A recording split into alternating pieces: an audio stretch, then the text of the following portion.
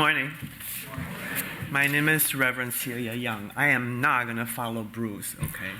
Can't top that. So I'm going to come to the freedom from a different angle. Like many immigrants, I grew up in a culture that someone else is always laying down the directions or the rules. We just follow them.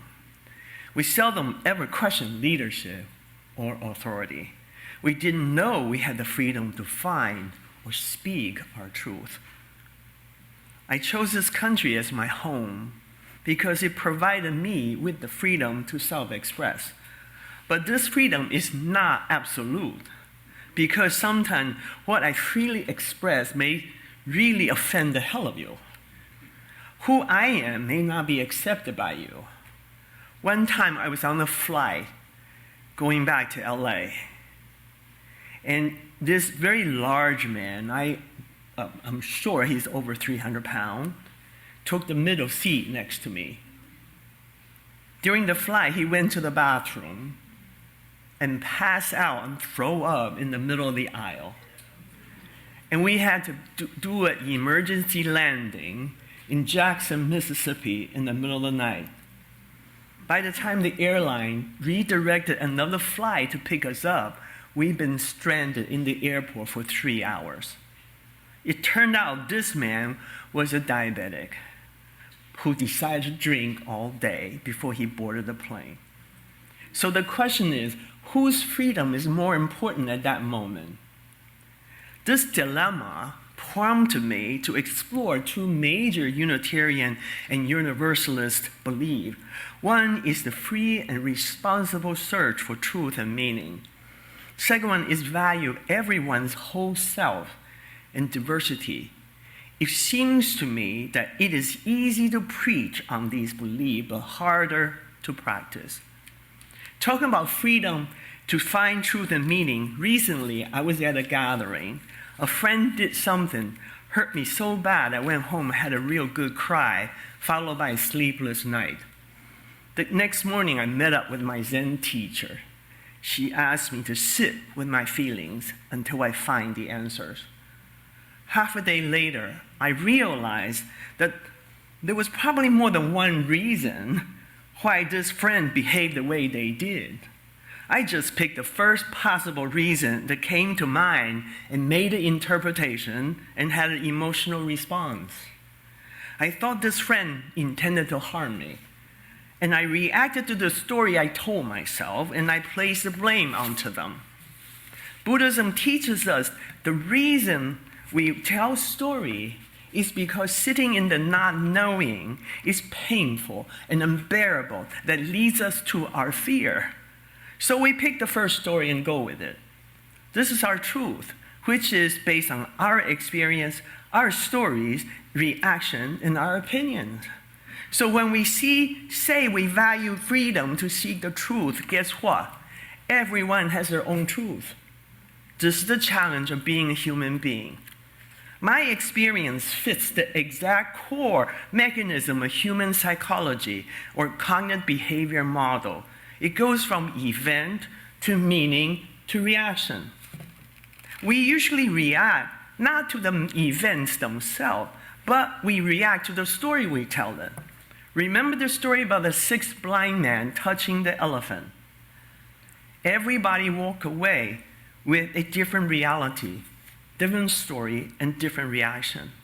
And the story I first told about the large man, I'm sure many of you have already made up your own stories, and the sound you made in this room I heard, or probably you already had your own emotional reaction. So freedom to search for truth is complicated. Why does this matter? Because our reactions are anchored to meanings. We have the power to change our emotional reactions simply by shifting our meaning making. In psychology, this is known as cognitive reframing or reappraisal. By pausing to question the meaning we have assigned, we can deliberately choose a more helpful interpretation. We can slow down enough to notice our truths that are different. Perhaps we can stop our differences from turning into conflicts. It is like right now, if someone get up and walk out, I can interpret that they don't like my talk and I feel rejected. Or maybe they just all of a sudden remember they got to call their mother or they got to go to the bathroom. So all of this has changed my emotional state. It is us who decides on the meaning. And the meaning we decide on will decide the emotion we'll take. And the emotion we carry through our life will decide our life. To change our days, we can change the meaning we attach to things that are not helpful. And that's how to do reframing.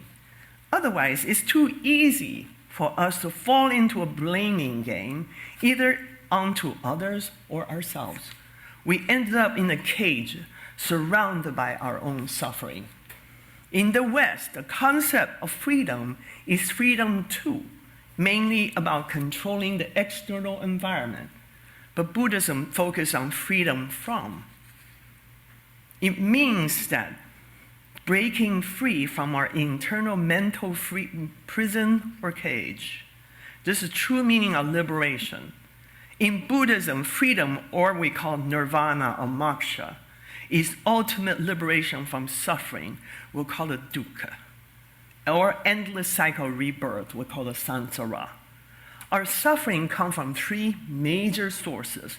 The first one called attachment.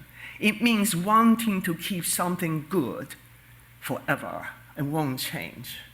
The second source is called aversion, means it want to get rid of something bad or kill it off. The third source is called delusion, means we create a story and we hang on to the reality and think that's the only reality. So all of this is what we used to say. Remember we used to say, this is my story, I'm sticking to it? Okay.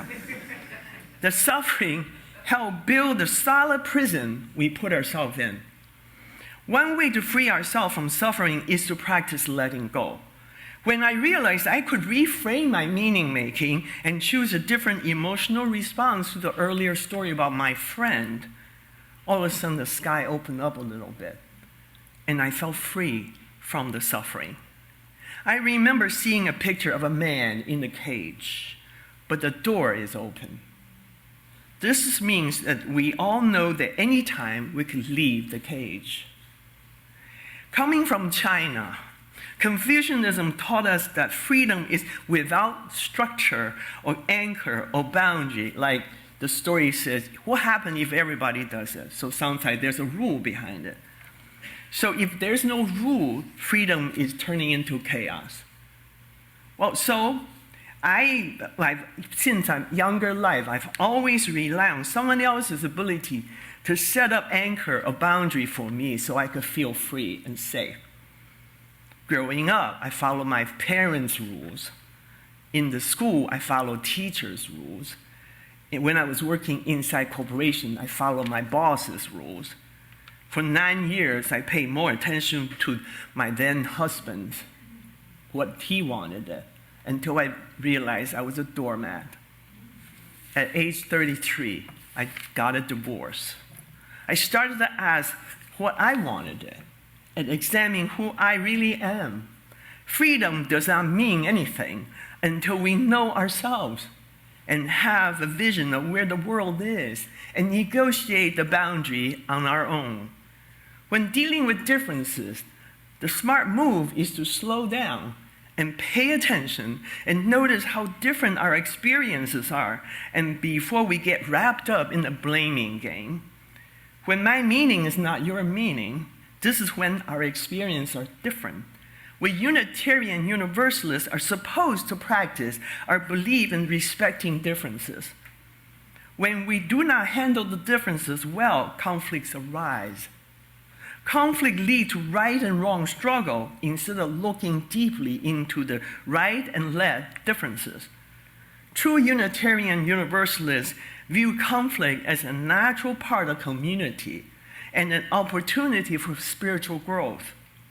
Rather than avoiding disagreement, they aim to transform them through active listening, self-reflection, and reconciliation. guided by the principles like compassion, equity, and inherent worth of all individuals. The question is, how well and how often do we at Tapestry practice our beliefs? Why are we even here every Sunday? Perhaps it is to get inspired, to feel connected to something bigger than ourselves, or feel like this is home. Back in January 2025, 2 days after my life partner, Bill, died, I walked into Tapestry. And I thought, this could be the home I've been looking for with all the structure and boundary that make me safe. But Buddhism teaches us to accept the impermanent nature of our world. Good or bad, nothing stays the same or forever. I came up to this community expecting this is such a perfect place like La La Land. But that was just my fantasy. Several times I wanted to leave Tapestry because I was not sure if this community is really practicing their belief in valuing diversity. My last minister, Reverend Kent, asked me to stay and accept that we're all work in progress, and I did. Having experienced difficulty in Tapestry in the last few weeks, I felt disappointed and saddened and confused to recognize this paradise we call home is not perfect. But I thought if this is really a family built on love, then we ought to be able to work through our differences and weather the storm. But I realized that wishing for something to be perfect or blaming ourselves or others for not being perfect are also forms of suffering that we need to liberate from. Buddha said, we're all perfect but need a little work. It is time for us to remember this teaching all over again. Namaste.